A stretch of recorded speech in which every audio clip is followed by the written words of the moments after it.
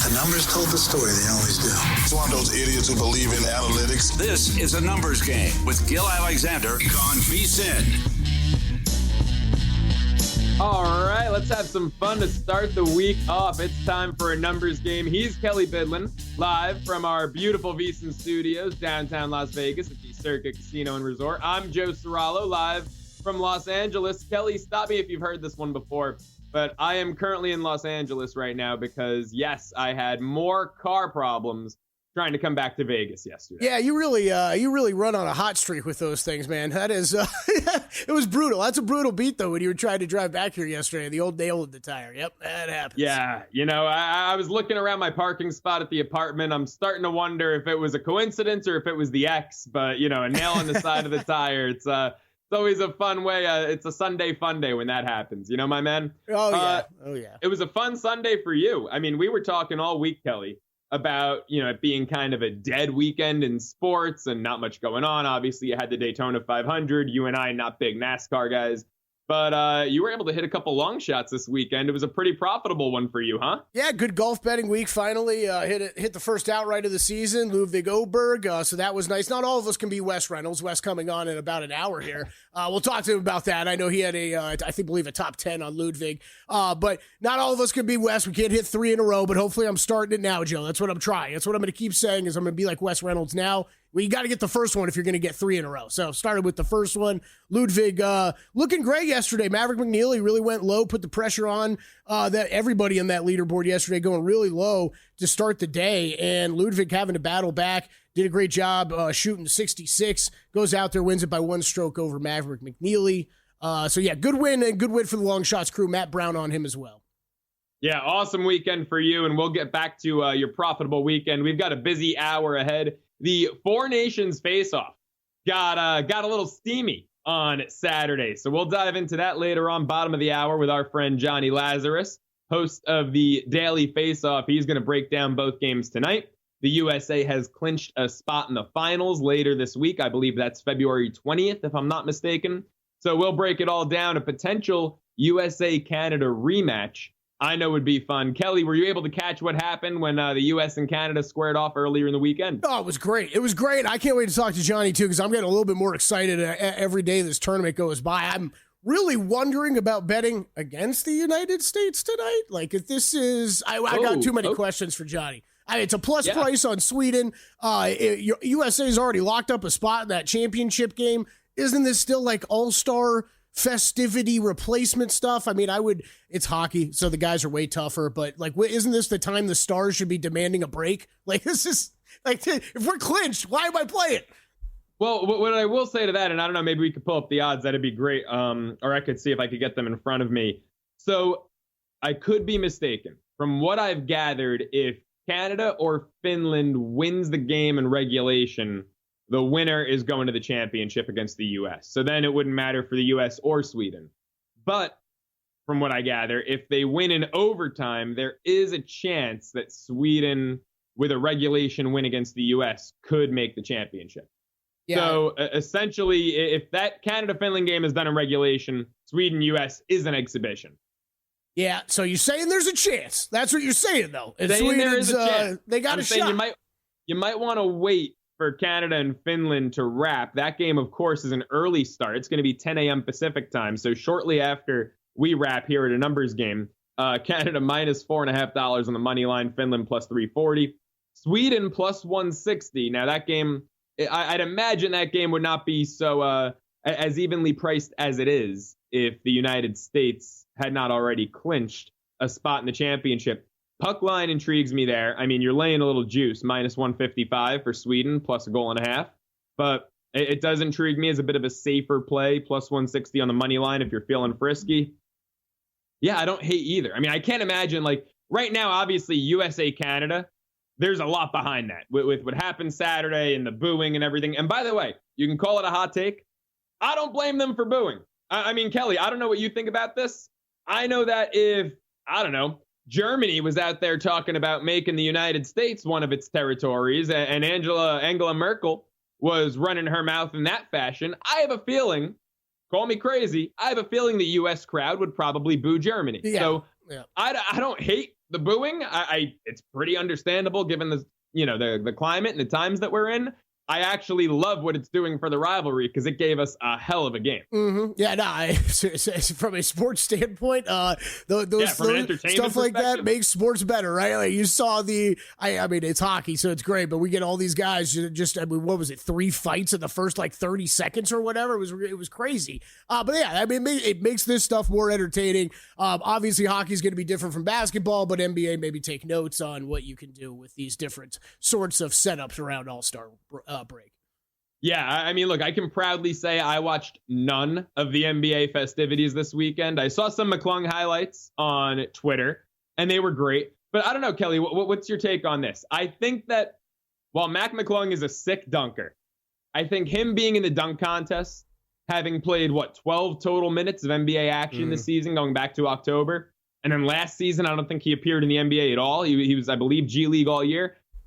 It's the NBA All-Star weekend, right? If you're going to have McClung in it, now he's phenomenal at what he does. He's fantastic at dunking. But if you're going to have him in it, why not just have guys off the street who are making YouTube videos dunking in it? It's not the G League All-Star weekend. It's the NBA All-Star weekend. Yeah. And I do think it loses a little something, even though he's a 3-time champ. Only 3-peat we've seen this month. Sorry, Kansas City. Even though he's a 3-time champ now, I really do feel like it loses something because he's not, in reality, an NBA player. Yeah, I agree. That was kind of my takeaway after it too. It's just become the Mac McClung show. And it's awesome. It's amazing. But if you're going to put up that level of dunking talent, you're right. And no other NBA stars are going to participate in it. Then yeah, grab some of the YouTubers, grab some of the guys we see making these awesome dunks all the time all over the internet. There are other guys out there that can do this stuff. Yeah, I agree with you. I guess the only part I'm getting tired of it being just the Mac McClung exhibition, even though it is still fun to watch. He puts on a show every year. But every year you get these NBA guys on Twitter afterward being like, "Oh, like I'm going to do it. I'm going to do it." Like, well, get out there. Stop running your mouths and just get out there and play. Actually, enter the dunk contest. Everybody. This is one of the things that LeBron. I don't want to blame him for a lot of the All-Star game failures and weekend failures, but like we've seen all the legends of old participated in the dunk contest. Don't make it a thing. LeBron never did. He said he was going to, never did, and just it's become a thing now that these stars don't participate in it, and you'd love to see a couple big names in there. Look, I'm a LeBron defender. I love LeBron. To me, he's the GOAT, and I know that's a conversation for another day. It's probably a great segment filler in July when things get really slow around here. But as much as I love LeBron, you're spot on there. And that's, I think, one of the biggest ways he's dropped the ball in his career was we always heard, I'm going to do the dunk contest. I'm going to do the dunk contest. Jordan did it. I mean, Dominique Wilkins did it. Vince Carter did it. Not that Carter is on the level of those guys, but there were stars in the dunk contest back in the day. Yep. And LeBron always talked about it, but he never ultimately did it.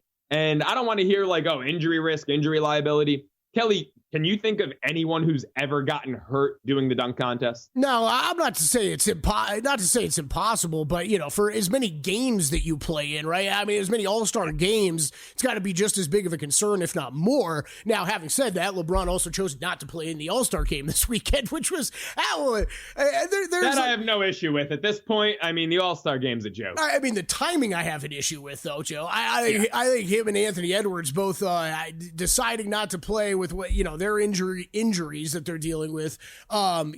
They decide they're taking a couple spots away from other guys that could have been there. I think I heard a couple people bring this up, but Norman Powell, a couple guys that participated in the 3-point contest easily could have filled in for either one of them. Timing was just a little weird. If you're hurt, and LeBron's, I think it's probably a little bit more of a thing. Like if you were hurt on Friday, alert someone. That's fine. You can still be named to the team and someone fill in for you. It's just that stuff was a little rough. I kind of liked the new format, but I understand some of the NBA stars not liking it with the giving the shot to the younger guys, the rising stars to knock them off in an All-Star game. I do think that's probably a betting angle for going forward of whatever the money line is against the Rising Stars team to play, just lay the big money line, because I think these NBA vets are not taking it very well that these young guys are getting a shot in the All-Star game.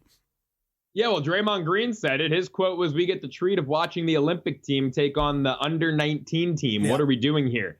And, I don't agree with him often. I think he's spot on. in this case. So, Kelly, what do you think? I know Giannis has tossed around the old go back to the U.S. versus the world idea. I know Dave and Jensen were talking about it on VSiN by the Books before we came on. I think that would be way more entertaining than what we saw yesterday. 100%. The problem is we keep this has now been brought up a couple of years ago, a few years ago. They keep changing around the format. I don't know if we're ever going to see that, but of course I agree. That would be the best thing you could run out there right now, where at least there would be a little bit of care, you would think, on either side. I mean, we see that in the Ryder Cup in golf. We're seeing the Four Nations face-off. It just becomes a little bit more when you put the flag on your jersey. And right. I mean, that's, I that's about the only way that you're going to get some of these guys into this stuff. I don't know, though. I mean, we've seen the in-season tournament. In my opinion, the NBA Cups works pretty well these first 2 years, and it's just a cash bonus on it. Now, these guys get a cash bonus already for winning the All-Star game. Do we need to increase that? Does that not matter at all? It seems not to matter at all. So I do think that would be the only form. Let's put it this way, Joe. I'm a huge NBA fan. It's the sport I bet the most. Right. This is a very skippable event for me every Sunday. I watched more of Daytona 500 yesterday than I did of any of the All-Star game. And you got to do something if you're going to get the people that actually care about basketball to watch this again. Is that the Florida man in you taking over, watching the Daytona 500? No, that's the degenerate bettor in me, Joe. Like, that is like live betting Daytona. Live betting Daytona. Did you tail our guy? No, I didn't, because Phil Bobbitt hit again. He hit again. William Byron gets home. 20-1 on the winner, right? That's right. 20, 23? 20-1. And he hit on one of the duels. What was that, Wednesday night? Yeah, Thursday. Yeah, whenever he came on, I believe it was Thursday night, he hit on the second dual race, which I don't even know what a dual race is, but he hit on it, 10-1. More a numbers game. He's Kelly Bidlin. I'm Joe Serralo. Up next.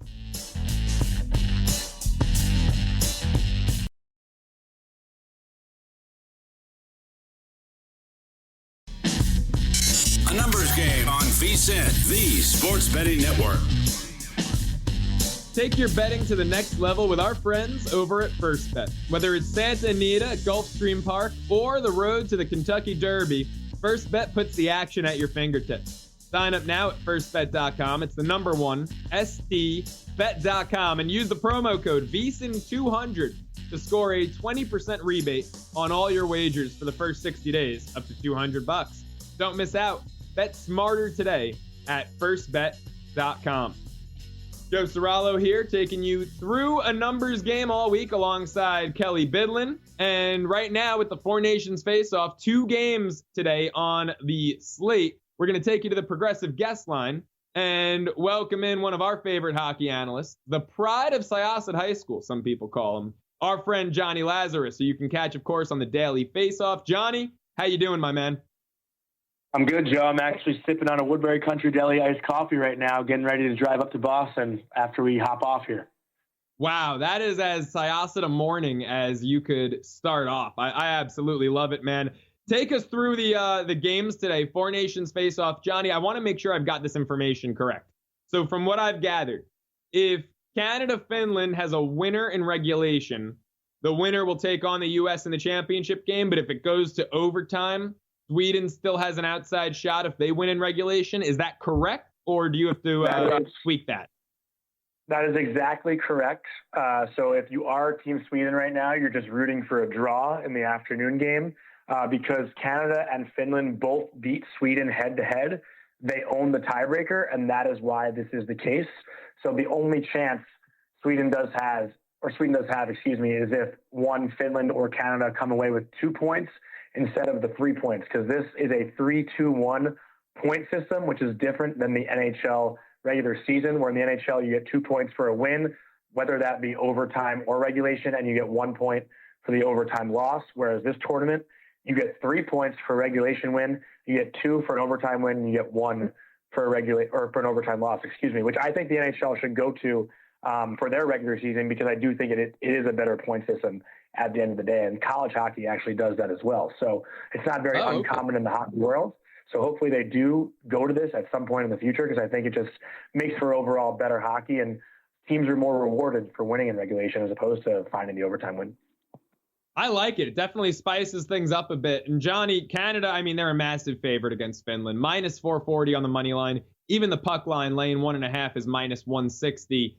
Do you see Canada winning this one in regulation? What plays, what action do you like in this game? So I like Canada minus 1.5 on the puck line. I just think they're they're the clear-cut better team. They're bigger, they're faster, they're stronger, they're more talented. The only way that Finland can stay in this game, to me, is if they score the first goal and sit back and protect the lead.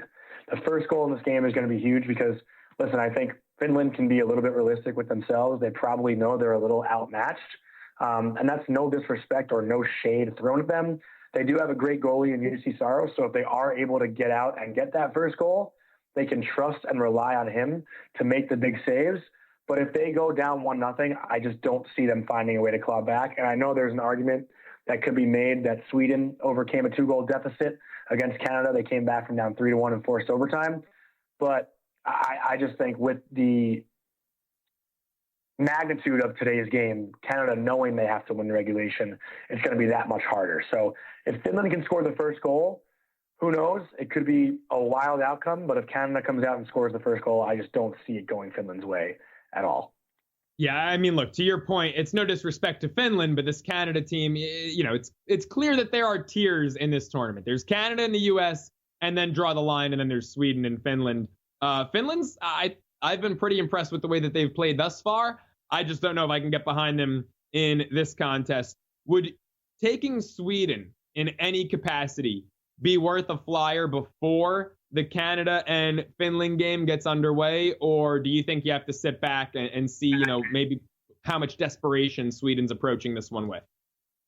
Well, even if the game is meaningless for the United States or for the outcome of the tournament, Sweden still wants to leave with a win. They've lost both their games in overtime. I highly doubt they want to go 0-3, in this tournament. So Sweden will have desperation. I don't see them playing tonight's game as some sort of all-star skills showcase, even if it is meaningless. So I do think there is value on Sweden tonight. Jake Ottinger is getting the start. He hasn't played a game, obviously in a little bit over a week or so. So he might not be as fresh as Linus Ullmark might be on the other side for Sweden if Ullmark is to get the start, which I do think he will be the starter. So there definitely is value on Sweden tonight for sure. And again, this game means absolutely nothing for Team USA as far as the standings go. Obviously, they're going to want to put on a good performance for the home crowd, being back on home soil for the first time in this tournament in Boston. But I haven't seen the line yet for that game. So depending on what it is, which you can tell me, I'm sure in a second, there definitely is value on Sweden in tonight's contest. Yeah, if you want to take Sweden plus 1.5, you got to lay 55 cents. But if you want to take them on the money line, it's about plus 160, plus 165. Does that money line price intrigue you, or would you lay juice on the puck line? The money line is probably the better way to go, because if Sweden is going to win, I do think it will be from the beginning, because I think Sweden will come out a little bit hotter than the U.S. will. I don't see the U.S. coming out in the first period and laying some dominance. So I'd rather take the plus money in that sense. Yeah, especially with the U.S., given how much emotion went into that contest against Canada over the weekend. Do you see that potentially being a bit of a letdown spot for them? I mean, I feel like it's really hard to get yourself as up for the occasion as they did over the weekend, right? Especially when they know the outcome won't change anything. Right. That said, these are still competitors at the end of the day. They're gonna compete. I don't know if they're going to fight off the opening draw. I don't know if they're going to throw the body around because, again, they do probably want to save themselves a little bit for Thursday. But like you said, Joe, it is hard to get up for a game like this when the outcome doesn't really matter. But that said, like Jake Ottinger is a guy who has a lot to prove as well. He's wearing the United States jersey for the first time in the tournament, and obviously he wants to put on a good show. So it's a tough game to read just because the outcome of this afternoon has so many implications on what tonight will mean. So as we sit here this morning and try to handicap it, it does make it a little bit harder. But anything can happen in these kinds of tournaments, and I guess we'll have to wait and see what happens this afternoon. So, Johnny, I want to get your take on some second half futures for the NHL season. But before we do, I got to get your thoughts on what transpired between the U.S. and Canada and what you'd expect if we do ultimately get the rematch that I would say most people are waiting for. I mean, it was probably the best period of hockey I've ever watched in my life. Being in the building for the game, the energy was unbelievable. The 3 fights off the draw, the Connor McDavid goal, best player in the world, best player arguably, that we'll ever watch, scoring the goal the way he did. The U.S. responding with Charlie McAvoy then throwing a big hit on McDavid, which turned the whole game around, in my opinion, because the United States scores about 30 seconds later on a big goal by Jake Gensel. The crowd was incredible the entire night. There were a lot of U.S. representatives too, some USA chants after we scored. Obviously, the building went nuts after McDavid scored, and then as the game progressed, it felt like a Game 7 energy, even though it wasn't even a do-or-die game. I had spoken to people that were at Game 7 last year between Florida and Edmonton, and the lead-up felt the same. I was outside the Bell Center at 6 p.m., and there was a long line to get into the building 2 hours before puck drop. The seats were packed for warm-up. I mean, there is no atmosphere quite like USA versus Canada, especially on Canadian soil, and I'm hoping that we get that rematch on American soil because, man, chanting USA, USA, USA in Boston on Thursday night against the Canadian team, I mean, that'd be like the most chills I'd ever have, in an NHL arena. So, that was the one takeaway I had.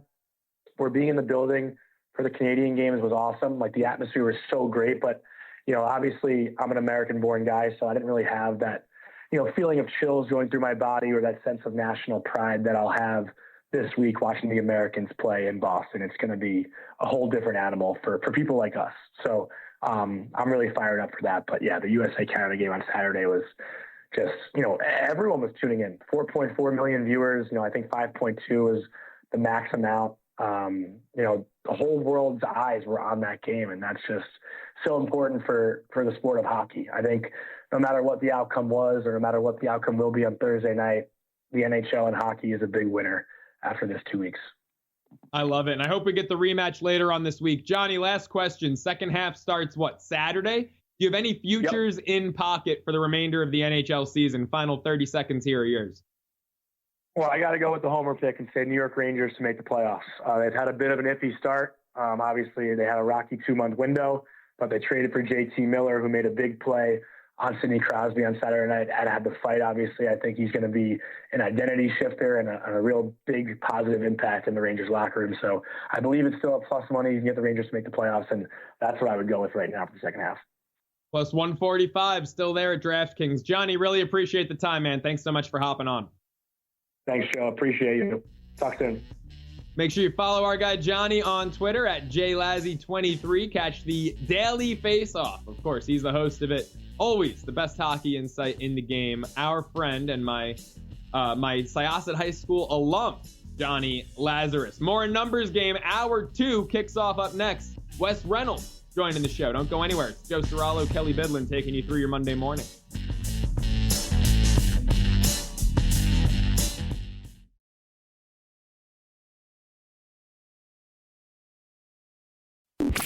The numbers told the story, they always do.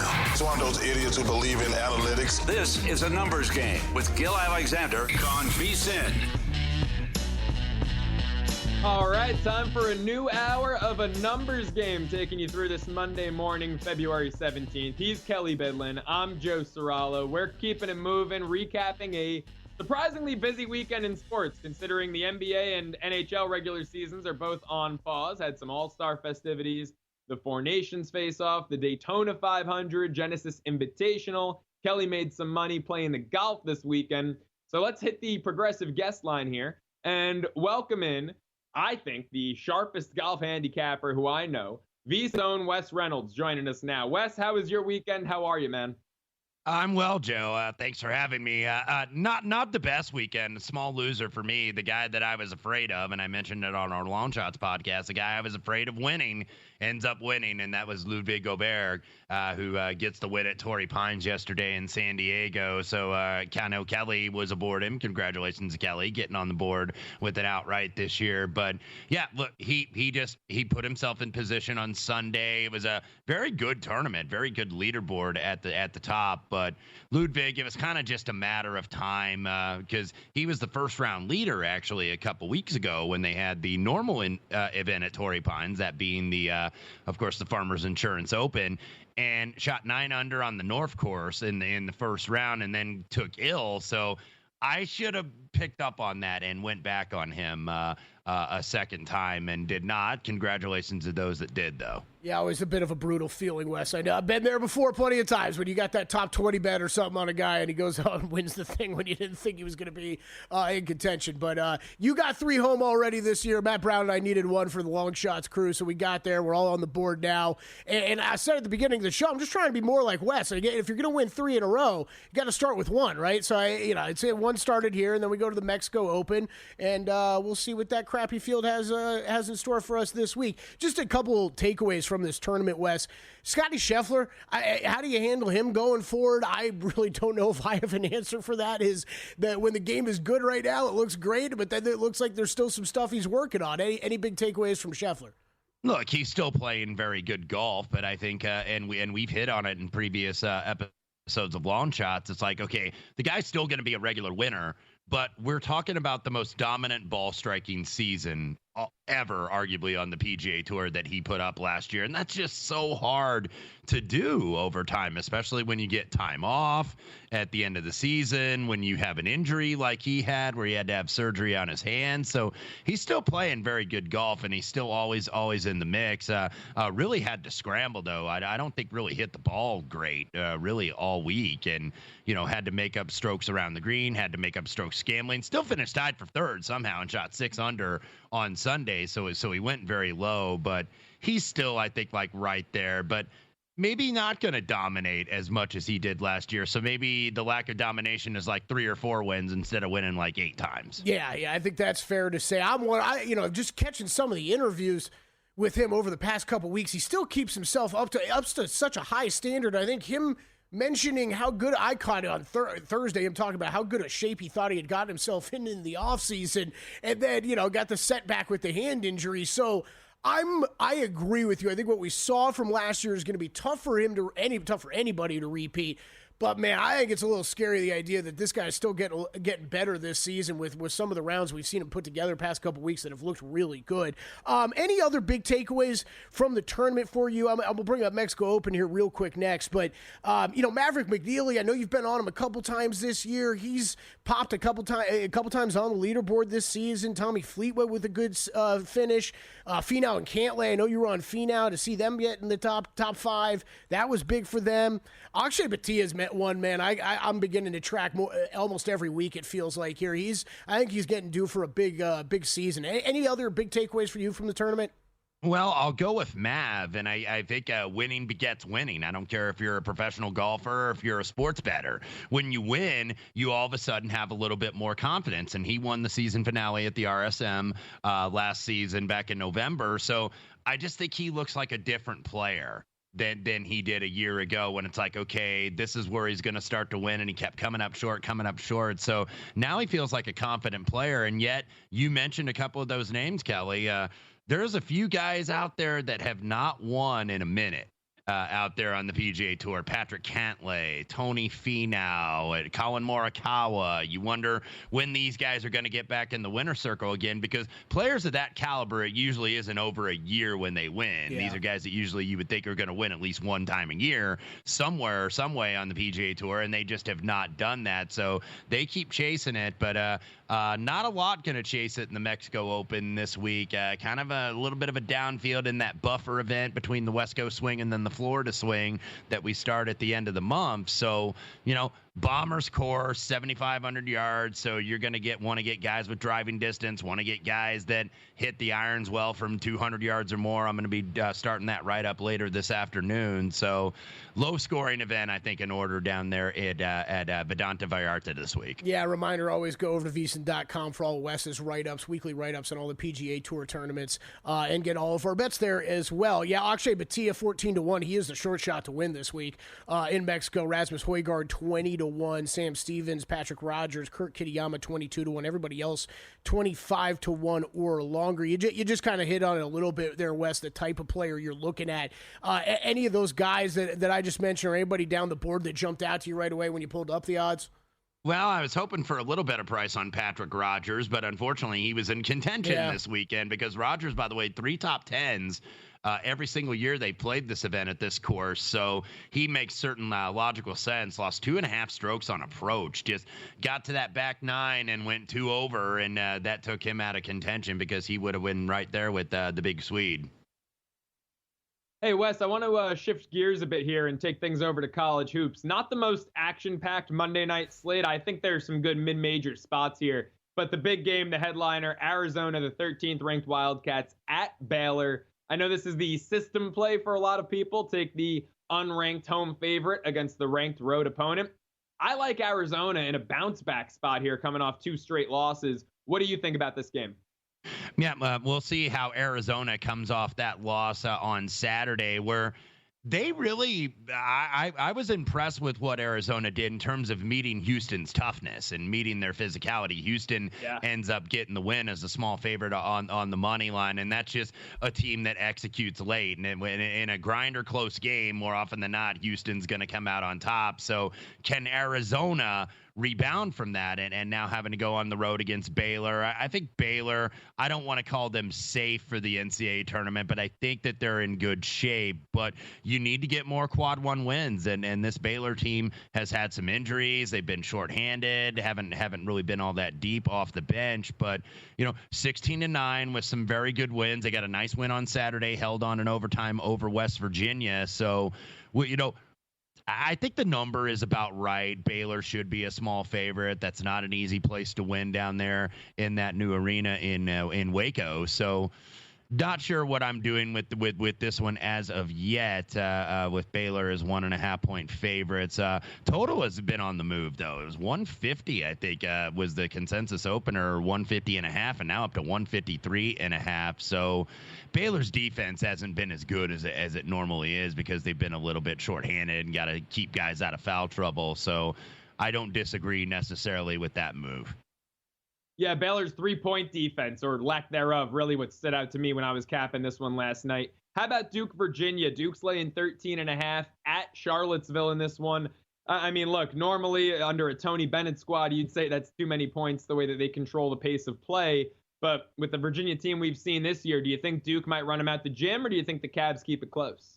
Yeah, look, it seems like a big number to lay in this series, doesn't it? But Virginia has been way down this year. They just don't have the talent that they've had in previous years. Duke just scored 100 on Saturday, 106 against Stanford. So lean would be Virginia just on the principle of reducing the tempo a little bit, but I make it actually right at the number at 14. Duke, clearly, I think the runaway best team right now in the ACC, and that league is just down. I don't even know how many teams that conference is going to get in the tournament. Maybe as low as 3, probably 4, but this is not the old school ACC. I think this has been a very down year for that league. Yeah, it absolutely has. What about Clemson, though? Because this is a team, and we talked about Clemson with John Henson, former UNC star, last week, Wes, and he was on the call for Clemson, Florida State. I laid the 3.5 with Clemson. They win the game by damn near 30. Do you think that's a team that I'm seeing 80-1 at MGM? I mean, it was 100-1. It might have been 150-1 a week ago. Do you think that's a team that might be worth a flyer as a long shot, could make some noise come March? Could be. I mean, everything, like we always say, and we're going to say that a lot over the next few weeks, is draw dependent. And, certainly Clemson is not limited to that. But they've got 4 senior starters. They've been able to get guys in the portal. They've had a little bit more NIL resources there for Brad Brownell. So usually Brad Brownell, they're kind of like sweating making the NCAA tournament because you're in that conference with Duke and North Carolina and really up against it with those schools. But Clemson's been good this year. Last Monday night, they were in a terrible spot against North Carolina coming off that win over Duke, and they just blow out the heels. They did the same thing to Florida State on Saturday. Now you got a week off where you got to go to SMU, who really disappointed this weekend against a Wake Forest team that was coming in off blowing the game against Florida State. But yeah, I think this Clemson team, look, Brad Brownell runs really good stuff. He's a really good X's and O's guys. They shoot the 3 well, veteran group. They absolutely could make a run. Wes, really appreciate the time, man. If you could do it in 15 seconds or less, is there a mid-major play that sticks out to you on tonight's card? Oh. Yeah, I'm looking at a bunch of SWAC and a bunch of MEAC games. So bunch of Southland. Hey, I've got 2 plays in the Southland, man. You gotta gotta deal with what you've got, right? Yeah, I'll be looking into that and seeing what we can find, and if we don't, then we wait till a big Tuesday night card. I love it. VSiN's own Wes Reynolds, appreciate the time as always, man. More A Numbers Game up next with Kelly Bidlin and myself, Joe Serralo, here on VSiN, the Sports Betting Network.